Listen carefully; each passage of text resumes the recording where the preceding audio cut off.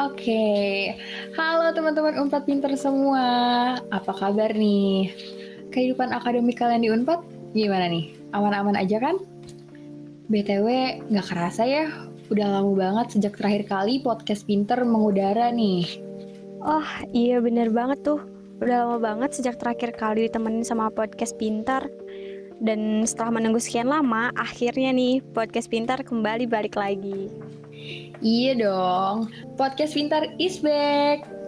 Nah, di season kedua ini, podcast Pintar tentunya hadir dengan sebuah semangat baru yang bakal siap banget menjadi bensin untuk membakar kehidupan akademik teman-teman Kema Unpad semua. Wah, sebuah semangat baru nih, keren banget tuh ya. BTW nih ya, soal semangat baru, podcast Pinter tentunya juga hadir dengan wajah baru nih. Nah, ada baiknya kita kenalan dulu kali ya. Kenalin teman-teman semua, aku Jara. Dan kenalin juga, namaku Lita. Dan kita berdua bakal menjadi pemandu teman-teman semua untuk episode 9 dari Podcast Pinter kali ini. Yuhu, salam kenal semuanya. Dan oh iya Jar, di episode ke-9 ini kita mau bahas apa sih sebenarnya? Lebih menarik nggak nih materinya?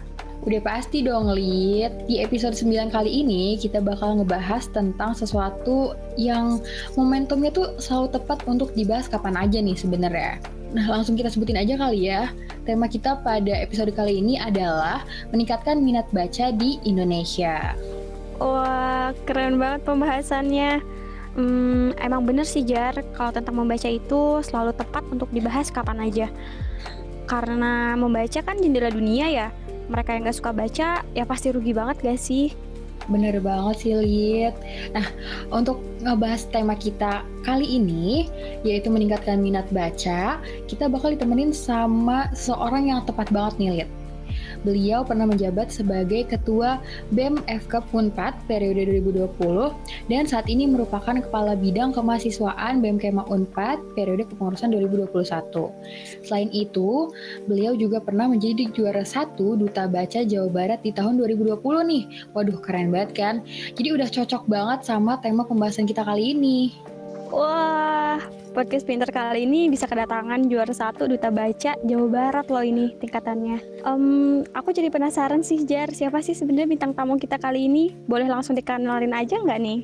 Boleh banget dong, langsung aja kali ya kita kenalin. Jadi pada episode kali ini kita bakal ngobrol-ngobrol santai, tapi tentunya juga bermanfaat bareng Kang Rohman Hikmat dari Kepala Bidang Kemahasiswaan BEM Kema nih.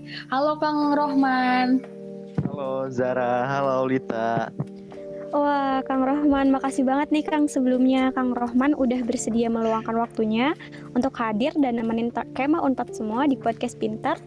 Dan tentunya di tengah kesibukan Kang Rohman yang sekarang ya. Nah, sebelum kita mulai pembahasannya mengenai baca tadi nih Kang, aku mau nanya dulu nih, kabar Kang Rohman kayak gimana Kang, sehat? Alhamdulillah sehat. Lita sama Zara gimana kabarnya? Sehat? Semoga selalu disehatkan ya. Amin. Amin, aku sehat loh. Jar sehat kan Jar? Alhamdulillah Kang sehat, cuman agak pegal-pegal aja hari ini. Karena baru sampai juga nih by the way ke Jatinangor. Oke deh, kalau kayak gitu kita lanjut, kita ngomongin apa nih Jar? Oke, jadi pada episode kali ini kita kan bakal ngebahas tentang bagaimana nih caranya meningkatkan minat baca di Indonesia. Sebagai Duta Baca Jawa Barat tahun 2020, tentunya Kang Rohman merupakan orang yang tepat banget nih untuk kita ajak diskusi tentang topik ini, ya nggak sih, Lid? Iya dong, udah nggak usah diraguin lagi kalau itu. Iya, benar banget. Kita mulai masuk ke pertanyaan-pertanyaan untuk menjawab rasa penasaran kita aja kali aja ya. Boleh banget, Lid. Nah, ini yang pertama nih Kang. Tadi kan kita memperkenalkan Kang itu sebagai juara 1 Duta Baca Provinsi Jawa Barat. Nah, sebenarnya Duta Baca itu apa dan ngapain sih Kang nanti kegiatannya?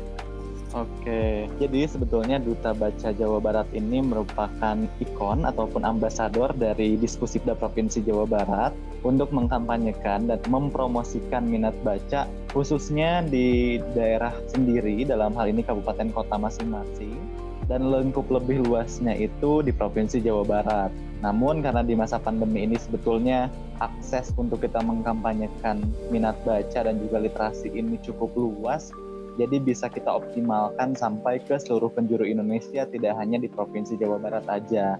Dan untuk kegiatan-kegiatannya juga kita banyak kolaborasi, khususnya ini dengan pemerintah Provinsi Jawa Barat, dalam hal ini Diskuspida, dan juga tentunya dengan Duta Baca provinsi-provinsi yang lain, agar kita sama-sama mampu mensinergikan kegiatan-kegiatan literasi untuk menumbuhkan minat baca di seluruh Indonesia. Nah, di kegiatan Duta Baca Jawa Barat tersendiri, ini sebetulnya cukup banyak. Selain yang tadi telah disebutkan, mengikuti dan juga berkegiatan bersama pemerintah Provinsi Jawa Barat, kita juga menjalankan aktivitas-aktivitas secara mandiri dan juga dengan paguyuban Duta Baca Jawa Barat. Aktivitas-aktivitas secara mandiri ini merupakan krida atau kegiatan yang dipresentasikan saat kita mengikuti pemilihan Duta Baca Jawa Barat. Saya sendiri mengkampanyekan literasi ini melalui platform @startnow.idn. Ini sebetulnya platform pemudaan, namun langkah awal untuk meningkatkan skill kepemudaan tersebut yaitu dengan mengisi nutrisi di kepala kita tentunya dengan literasi, yang mana nutrisi tersebut dengan literasi dan juga dengan membaca buku, maka nutrisi di kepala akan muncul dan juga akan cukup sehingga kita bisa melahirkan karya-karya baru, melahirkan karya-karya hasil jerih payah dan juga hasil tangan pemuda-pemuda Indonesia. Jadi itu langkah yang saya kerjakan secara mandiri selain beraktivitas dengan Diskuspida Provinsi Jawa Barat dan juga paguyuban Duta Baca Jawa Barat. Wow, oke Kang. Jadi ternyata kegiatannya tuh cukup padat juga ya Kang sebagai duta baca gitu. Kita harus brainstorming lagi nih mengenai apa sih yang bisa kita lakukan khususnya sebagai individu untuk mengembangkan daerahnya masing-masing gitu ya Kang ya. Iya, betul. Oke nih, kalau gitu. Kita lanjut ya Kang pertanyaannya. Berdasarkan survei yang diadakan oleh World's Most Literate Nation pada tahun 2016, Indonesia ini berada di urutan ke-60 dari 61 negara nih Kang, dalam hal minat membaca. Aduh, aku sendiri ngomongnya agak sedih gitu ya. Nah, kalau menurut Akang sendiri nih, kira-kira kenapa sih Kang, apa aja faktor-faktor yang membuat minat baca atau literasi di Indonesia itu rendah gitu Kang? Bisa dibilang mungkin sangat rendah gitu, karena kita di posisi 60 daripada 61 gitu Kang. Oke, nah kalau untuk hal itu sebetulnya kalau misalkan saya koordinasi dan komunikasi dengan pegiat-pegiat literasi yang lain, mengenai ranking ini memang perlu untuk dipertanyakan kembali gitu. Karena kan ini di tahun dari 2016 ya kalau nggak salah.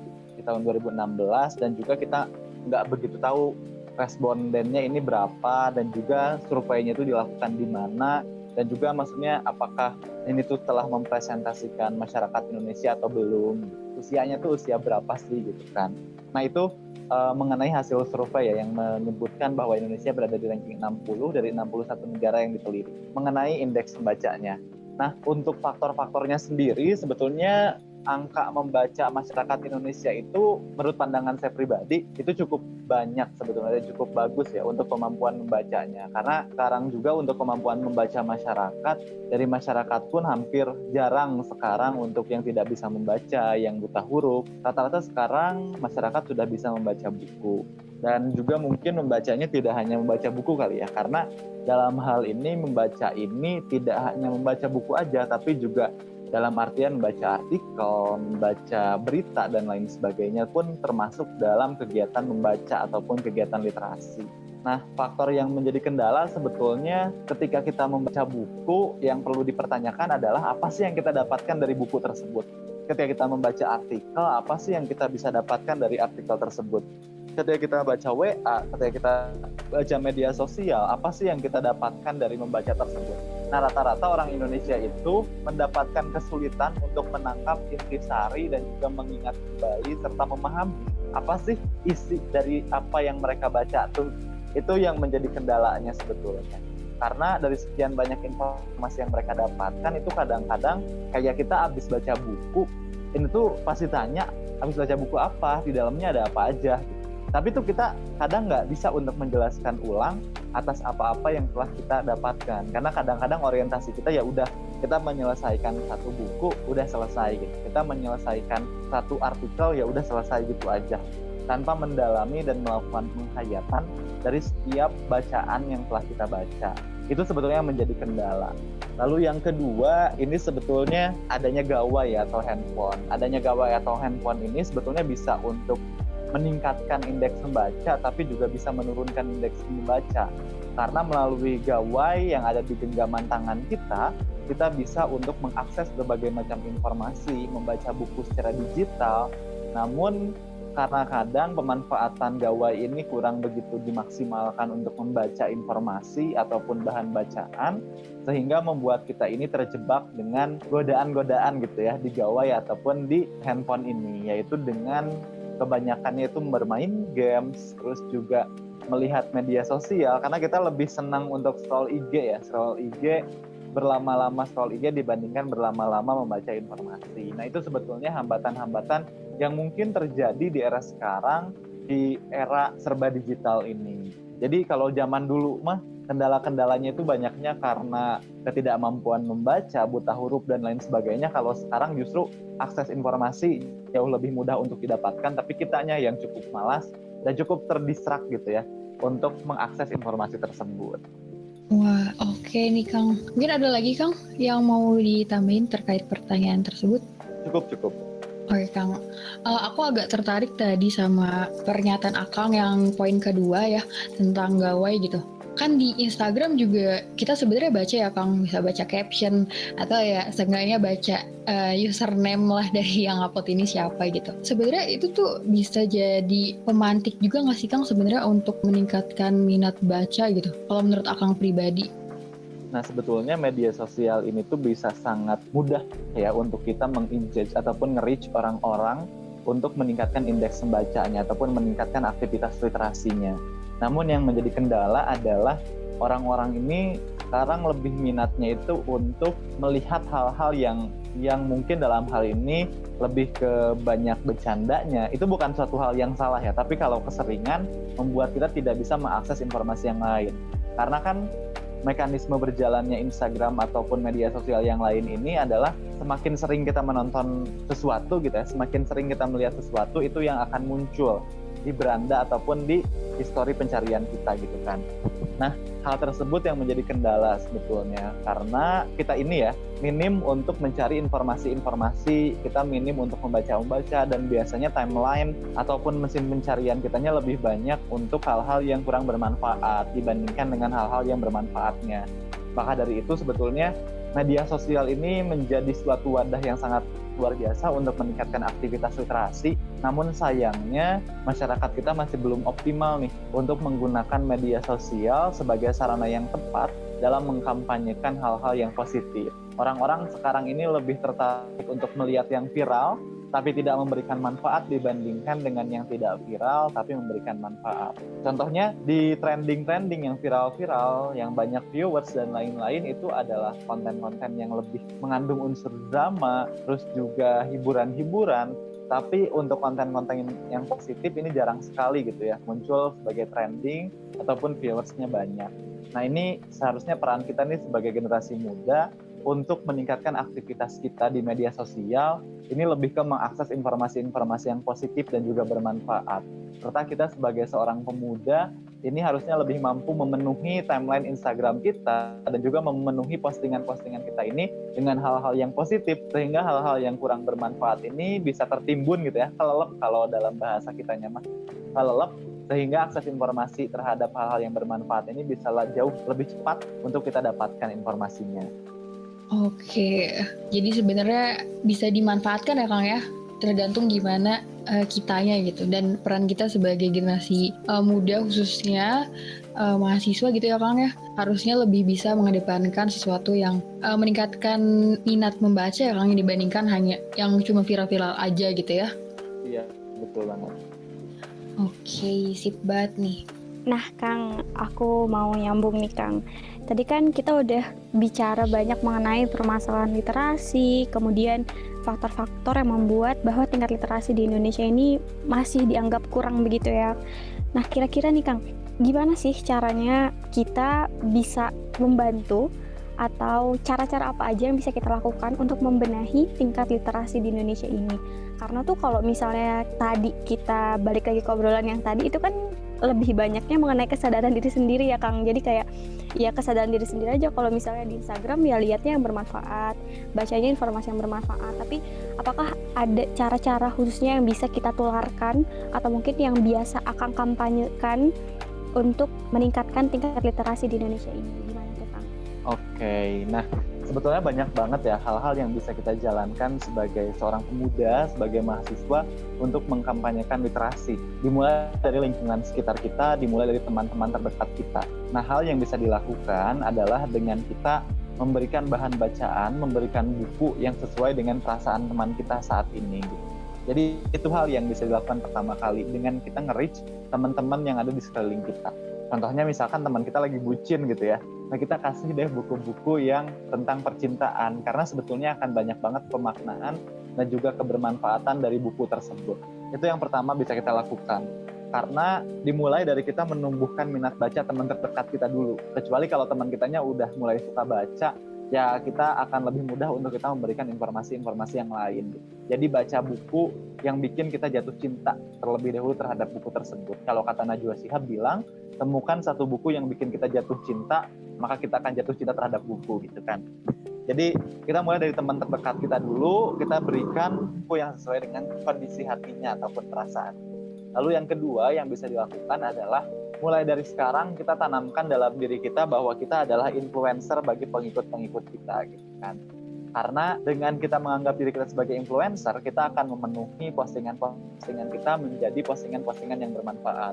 Kita akan mengunggah foto-foto, mengunggah poster sesuai dengan kebutuhan-kebutuhan pengikut-pengikut kita. Jadi pastiin bahwa kita itu adalah influencer nih bagi lingkungan sekitar kita dan juga bagi followers-followers kita di media sosial. Sehingga caption ataupun takarir yang kita berikan, yang kita sampaikan ini adalah suatu hal yang bermanfaat. Lalu yang bisa dilakukan lagi adalah dengan kita berempati terlebih dahulu terhadap lingkungan sekitar kita. Kalau tadi mungkin lebih ke teman-teman dekat kita, kalau yang sekarang kita berempati terhadap kondisi lingkungan sekitar kita. Lingkungan sekitar kita ini butuh apa sih? Apakah mereka itu anak-anaknya kurang pemahaman mengenai bahasa Inggris, kurang pemahaman atau mungkin kurang pemahaman untuk pentingnya membaca, dan juga mungkin di desa ataupun kelurahan kita apakah tersedia perpustakaan desa atau kelurahan. Nah, ketika hal tersebut tidak kita lihat, tidak ada keberadaannya, bisa kita advokasikan. Bisa kita mulai dengan kita mengajar orang-orang di sekitar kita, lingkungan sekitar kita. Lalu juga kalau misalkan tidak ada perpustakaan desa atau kelurahan, kita bisa mengadvokasikan agar desa atau kelurahan tersebut bisa mengadakan perpustakaan desanya. Lalu juga untuk yang lebih dalamnya lagi, sebetulnya paling penting adalah bagaimana cara kita berani speak up terhadap sesuatu hal yang kita anggap ini adalah benar. Kita anggap ini adalah penting untuk disampaikan. Karena kadang-kadang sebetulnya pola pikir masyarakat Indonesia ini udah bagus, cuman hanya sedikit orang-orang yang berani menyuarakan pendapatnya. Jadi cuman ngikut aja pendapat paling banyak mana, cuman ngikut-ngikut doang tapi tidak berani untuk menyampaikan apa yang ada di kepala kita. Jadi sebetulnya dalam kita mengkampanyekan literasi adalah bagaimana cara kita bersuara terhadap literasi tersebut. Gitu. Iya, jadi memang cara kita itu tergantung dengan lingkungan atau kondisi di sekitar kita juga ya Kang. Karena ya perlu penyesuaian juga, bener sih. Aku dapetin insight baru. Makasih banget nih Kang. Oke, selanjutnya tadi kita udah ngomong-ngomong tentang buku favorit ya Jar. Jar, kamu buku favorit kamu apa sih Jar? Kalau aku ditanya buku favorit, bingung sih soalnya lumayan banyak. Cuman akhir-akhir ini yang lagi menginspirasi aku banget itu salah satu buku dari Bright Publisher, judulnya Inside the Mind of Winners. Jadi itu salah satu buku seriesnya self improvement gitu deh. Kalau aku itu sih buku favorit ya, karena itu banyak ngasih aku insight. Kalau kamu apa, Li? Kalau Lita tuh punya satu buku, bukan favorit sih, cuman kayak yang berkesan banget nih Kang. Kenapa aku masuk jurusan yang sekarang aku jalanin itu karena buku ini. Itu tuh bukunya judulnya Bumi Cinta, karangan siapa ya? Aduh aku lupa pengarangnya, cuman judul bukunya Bumi Cinta. Rozi nggak sih Bumi Cinta? Ah iya itu Kang. Yang gara-gara itu loh Kang. Iya gara-gara itu aku masuk sejarah loh Kang, bener-bener berdampak banget. Wow, insightful ya Lit bukunya berarti buat kamu. Iya. Oke nih, kalau aku dan Lita kan udah nih. Kalau Kang Rohman nih, buku favoritnya apa sih Kang kalau boleh tahu? Oke, kalau buku favorit aku sebetulnya untuk yang sekarang-sekarang ya, untuk yang sekarang-sekarang benar-benar jadi buku favorit, itu tuh buku yang genrenya itu lebih ke motivasi dan juga pengembangan diri gitu ya. Apalagi di usia aku yang sekarang mahasiswa tingkat akhir, udah masa-masanya quarter life crisis, jadi lebih ke banyak baca buku tentang pengembangan diri, motivasi, bahwa hidup terus tetap berjalan gitu kan. Terus tetap berjalan meskipun dengan berbagai macam rintangan dan juga tantangan yang harus dihadapi. Buku yang terakhir aku baca juga itu judulnya Maaf Tuhan Aku Pernah Menyerah gitu kan. Agak sedikit gitu ya, tapi itu merupakan buku yang bisa aku baca berulang-ulang karena saking iya benar juga. Kalau boleh tahu dari siapa tuh Kang penulisnya? Sebetulnya aku lupa penulisnya siapa karena buku itu tuh udah lama aku baca. Cuman selalu dibawa-bawa gitu, selalu aku baca lagi tapi nggak ngelihat penulisnya. Wah, oke. Tadi judulnya Maaf Tuhan Aku Pernah Menyerah gitu ya Kang? Iya. Wah, menarik sih, aku dengar judulnya aja udah tertarik banget nih Kang, kayak mau baca juga kayak abis ini. Berarti kalau itu genre-nya pengembangan diri Kang atau apa tuh tadi? Iya sih, sebenarnya lebih ke motivasi, pengembangan diri gitu. Dan memang penulisnya juga bukan penulis besar seperti Habibur Rahman, seperti Asma Nadia dan lain-lain. Bukan seperti Tirsa Besari dan lain-lain sebetulnya. Cuman ya itu tadi, aku nemu buku itu, terus aku baca, terus ternyata selalu aku baca ulang-ulang. Wow, oke. Ini berarti tadi itu lihat buku favoritnya Kang Rohman tuh. Maaf Tuhan Aku Pernah Menyerah. Kalau Lita jadi tertarik gak lihat buat bacanya? Aku sih tertarik banget. Ih, asli. Ayo kita beli Jar abis ini Jar. Yuk, besok kita janjian ya.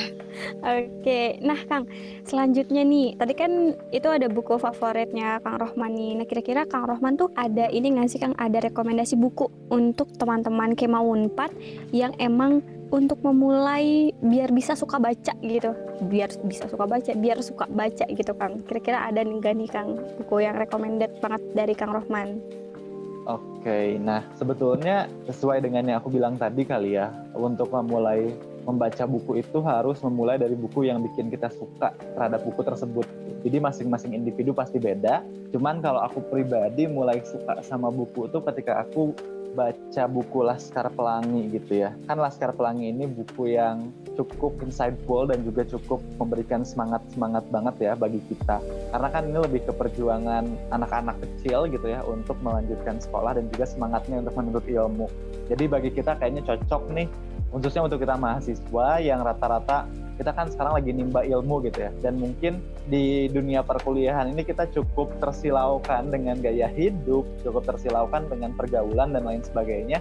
Semoga dengan hal tersebut tuh kita bisa jauh lebih mengembalikan niat awal kita, karena masih banyak orang yang sedang berjuang untuk menuntut ilmu, sedangkan kita yang udah ada di fase ini gitu ya, udah masuk ke dalam ruangan untuk menuntut ilmu, itu tinggal mengoptimalkan dan meluruskan niat kembali. Jadi itu sih kalau kata aku, Laskar Pelangi ini bisa menjadi buku yang menggugah semangat kita kembali untuk membaca buku dan juga tentunya untuk semangat berkuliah, karena sesuai kan dan relevan dengan kondisi kita saat ini. Oke, berarti buku rekomendasi dari Kang Rohman adalah Laskar Pelangi. Aku jadi kepikiran nih Kang, kan Laskar Pelangi itu ya seperti yang kita tahu itu udah terkenal banget tuh kayaknya ya. Filmnya juga bukunya gitu. Nah, berbicara mengenai buku yang difilmkan gitu, tanggapan Akang tuh gimana sih? Apakah mempengaruhi minat baca terhadap buku itu atau justru menambah atau seperti apa nih Kang kalau menurut Akang? Nah sebetulnya ini akan menjadi pro kontra dan ada dua perspektif kali ya mengenai buku yang difilmkan. Yang pertama itu tentunya ini bisa menambah minat baca juga sih sebenarnya, karena aktivitas literasi ini tidak hanya sekedar kita membaca aja, bahkan menonton film pun masuk aktivitas literasi. Dan ketika kita menonton film, ini tentu harusnya kita penasaran dong dengan, bukunya di film ini, mau baca bukunya biar lebih lengkap atau seperti apa. Jadi kan dia tertarik lagi tuh untuk baca buku setelah nonton filmnya. Tapi juga bisa bikin orang tuh, ya udahlah nggak usah baca bukunya, toh nanti juga ada visualisasinya di film. Dua hal ini tuh bukan perspektif yang salah, keduanya pun adalah perspektif yang benar. Karena output akhir kita adalah meningkatkan aktivitas literasi kan, yang mana aktivitas literasi ini, menonton film pun termasuk aktivitas literasi. Gimana literasi ini kan tentang gimana cara kita mendapatkan intisari dan juga ilmu dari sesuatu hal yang kita kerjakan sehingga mampu untuk menjadi penyelesaian masalah nih dari berbagai macam permasalahan. Sehingga dua perspektif ini bukan perspektif yang salah, cuman gimana kita mandangnya aja sebetulnya.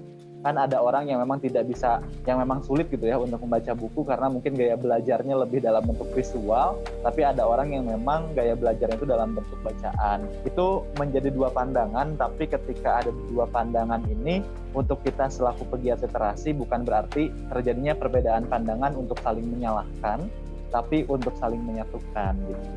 Gitu sih kalau dari aku. Oh iya bener banget sih Kang. Aku jadi pernah punya pengalaman juga. Aku pernah baca satu buku yang pada akhirnya difilmkan, tapi tuh ekspektasi aku setelah menonton itu kayaknya lebih mending baca bukunya deh, karena lebih relate, terus kayak kita lebih bisa berimajinasi sendiri gitu gak sih? Iya, kayaknya lumayan sering ya lihat kejadian kayak gitu, kayak filmnya kayaknya nggak terlalu memenuhi ekspektasi yang sebenarnya kita bikin sendiri gak sih kalau misalnya kita baca buku. Karena kan emang gak ada visualisasinya ya, jadi kita ngebayangin sendiri gitu. Kalau mungkin Kang Rohman pernah punya pengalaman gitu nggak Kang? Atau kayak ada nih film yang melampaui ekspektasi Kang Rohman gitu? Oke, nah sebetulnya untuk pengalaman tersebut aku pernah punya pengalaman kali ya. Jadi tuh aku baca novel Eta Cinta 2, itu kan difilmkan ya. Dan itu tuh kalau kalian pernah lihat novelnya itu kan cukup tebal banget gitu kan, tebal banget untuk si bukunya tersendiri. Namun ketika difilmin kan cuma sekitar 2 jam lebih dikit kan. Nah dari hal itu sebetulnya jadi turun aja sih untuk ekspektasinya karena nggak sesuai, dan juga kan di bukunya ini cukup menjelaskan detail dari berbagai macam permasalahan. Namun ketika difilmkan ini konfliknya jadi kurang mendalam aja sih, jadi kurang terasa feel-nya gitu kalau pengalaman aku. Oh, berarti kita bertiga pernah punya nih pengalaman yang sama ya seputar buku yang difilmkan. Tapi pada akhirnya kan ada sudut pandang lain juga, mungkin teman-teman pecinta film yang memang memandang berbeda gitu ya dari sudut pandang kita. Nah Kang, tadi kan kita bicara mengenai literasi ya Kang. Pada akhirnya kan kenapa kita dianjurkan atau kenapa literasi ini dikampanyekan? Karena kan dengan literasi ini kita sebagai manusia itu bisa mempunyai wawasan yang lebih luas lagi, dan kemudian cara berpikir kita menjadi lebih kritis Kang. Nah dari sudut pandang Kang Rohman nih, kira-kira sepenting apa sih sebenarnya berpikir kritis itu? Boleh diceritain nih Kang? Oke, nah kalau kata aku berpikir kritis ini penting banget gitu ya. Karena sekarang ini itu adalah ilmu utama yang menurut aku penting untuk kita miliki. Di berbagai macam kegiatan apapun, jadi apapun kita nih, baik itu nanti kita jadi perawat, jadi sejarawan, dan juga jadi hal-hal yang lain, itu sangat penting untuk kita miliki kemampuan berpikir kritis. Karena dengan kita memiliki kemampuan berpikir kritis, kita tidak akan semena-mena untuk mengambil tindakan, kita tidak akan semena-mena dalam memberikan ucapan, kita tidak akan semena-mena dalam berperilaku. Bahkan dengan berpikir kritis jauh lebih dalamnya, kita akan bisa lebih bertoleransi terhadap perbedaan pendapat, kita akan jauh lebih bertoleransi terhadap perbedaan keyakinan dan juga lain sebagainya. Jadi berpikir kritis itu pun sebetulnya bisa kita dapatkan dengan membaca buku, yang mana dengan membaca buku akan banyak informasi yang kita dapatkan sehingga jauh lebih menghargai, oh ternyata di dunia ini tuh nggak cuma ada pandangan saya doang gitu, tapi di dunia ini akan ada banyak pandangan, yang mana dari berbagai macam pandangan tersebut bukan berarti kita harus saling menyalahkan dan juga bukan harus saling merasa pendapat kita yang paling benar. Oke nih Kang, jadi mungkin lebih bisa menerima pendapat orang lain gitu ya Kang ya, dengan berpikir kritis juga. Menarik sih Kang ini. Aduh aku jadi pengen banyak ngobrol-ngobrol lagi nih sama Kang Rohman nih sebenarnya. Tapi kita tanyain dulu pertanyaan yang lain deh kalau gitu. Kalau kita ngobrolin tingkat literasi atau misalnya minat baca, itu kan nggak terlepas juga dari proses pendidikan yang kita lakukan selama ini gitu. Nah ngomong-ngomong tentang pendidikan nih Kang, ada nggak sih sebenarnya tokoh pendidik yang menginspirasi Akang gitu, inspiring banget gitu buat Akang, ada nggak sih Kang? Oke, sebetulnya kalau ditanya tokoh pendidik yang paling menginspirasi, itu guru aku waktu SMP sih sebenarnya. Mungkin ini bukan tidak mengidolakan ya, tapi mungkin agak sedikit berbeda karena kebanyakan orang misalkan mengidolakan Raden Ajeng Kartini, terus juga Dewi Sartika, Ki Hajar Dewantara, Soekarno dan lain sebagainya. Kalau aku sendiri itu adalah guru aku waktu SMP, karena dulu tuh aku nggak pernah kepikiran ya mau lanjut sekolah, jadi kayak nggak punya motivasi aja gitu tuh buat lanjut sekolah dan lain sebagainya. Cuman guru aku waktu SMP ini lebih ke memberikan motivasi dan juga bahkan sampai menunjukkan sekolah yang bagus untuk aku ya melanjutkan SMA gitu. Jadi itu yang menjadi inspirasi aku sampai saat ini, dan beliau selalu bilang bahwa kita nggak pernah yakin akan ada kesempatan kedua di dunia ini, maka dari itu ketika ada kesempatan kita harus mengoptimalkan kesempatan tersebut. Dan kalimat tersebut yang selalu menginspirasi aku dan menjadi pendorong aku nih untuk memanfaatkan berbagai macam kesempatan yang ada di hadapan mataku. Ketika itu ada, itu harus aku lakuin saat itu juga gitu, nggak menunda-nunda lagi gitu. Karena kesempatan belum tentu datang 2 kali. Setuju banget sih Kang sama guru Akang. Iya bener sih, karena kita nggak tahu kapan datangnya ya Kang. Berarti kita emang harus siap-siap aja kali ya Kang ya. Berarti kalau misalnya nanti ada kesempatan yang datang, kita udah siap gitu untuk apapun itu. Iya benar banget. Wah, pembicaraan kita malam ini berat banget guys sih Jar, tapi bener-bener ngasih insight baru banget sih jujur buat aku pribadi juga. Tadi dari mulai duta baca ya, dari mulai kegiatan dari duta baca, kemudian kegiatan-kegiatannya, kemudian masuk ke pentingnya literasi, permasalahan literasi di Indonesia, sampai ke tokoh pendidikan yang menginspirasi. Nah, dari Kang Rohman nih, tadi kita udah ngomong banyak juga, tapi kira-kira dari Kang Rohman ada yang mau disampaikan dulu nggak terkait close statement mungkin ya, tentang tema kita malam ini mengenai meningkatkan minat baca. Gimana nih Kang? Oke, nah sebetulnya kalau dari aku pribadi mau nyampein ke teman-teman semuanya, kepada Kema Unpad ya, kepada Kema Unpad yang mendengarkan podcast Pinter kali ini, bahwa sejatinya membaca itu harus kita sesuaikan sebagai kebutuhan gitu.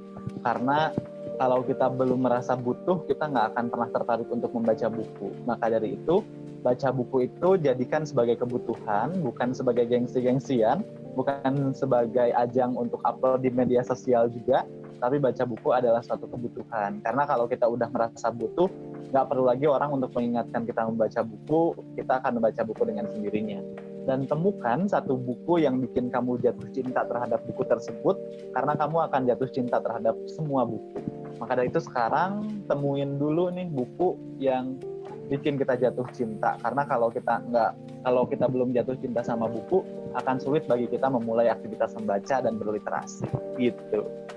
Nah, itu dia nih teman-teman Kema Unpad semua, pesan-pesan yang disampaikan oleh Kang Rohman. Dan ternyata emang bener ya, membaca itu jadi hal yang sangat penting, hal yang sangat krusial juga, karena dengan membaca itu kita benar-benar bisa membuka banyak hal. Makanya kenapa ada peribahasa membaca buku itu tuh sebagai jendela dunia kayak gitu. Dari aku boleh nambahin sedikit lagi gak? Boleh banget Kang, gimana? Ada juga nih peribahasa, cikaracak minggang batu, laun-laun jadi legok gitu kan.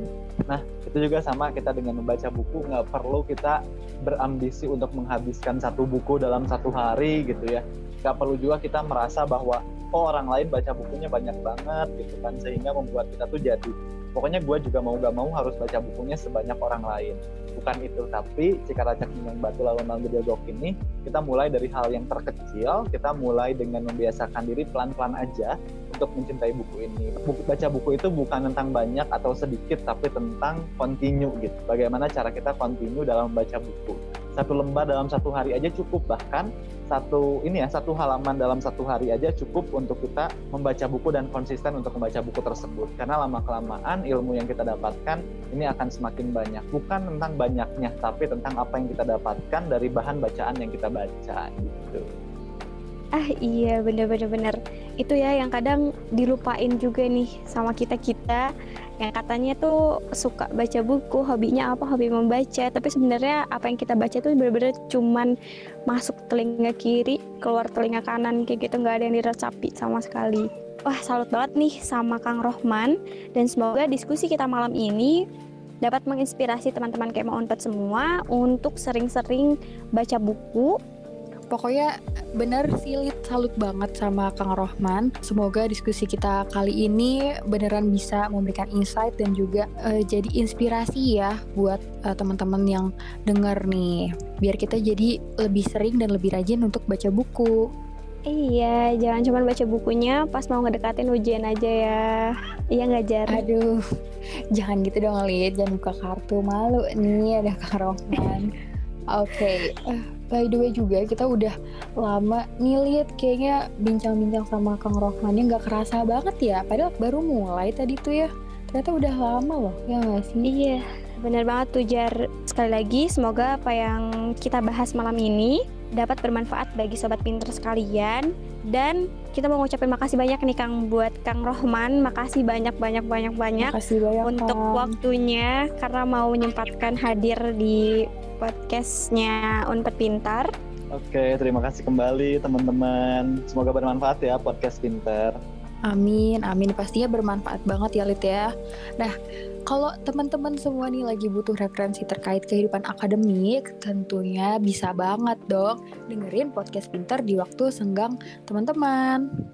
Oke, untuk episode kali ini kami sudahi dulu ya. Aku Lita. Dan aku Jara, pamit undur diri. Sampai jumpa di episode selanjutnya. Dadah. Dadah. Terima kasih banyak Sobat Pinter. Terima kasih Kang.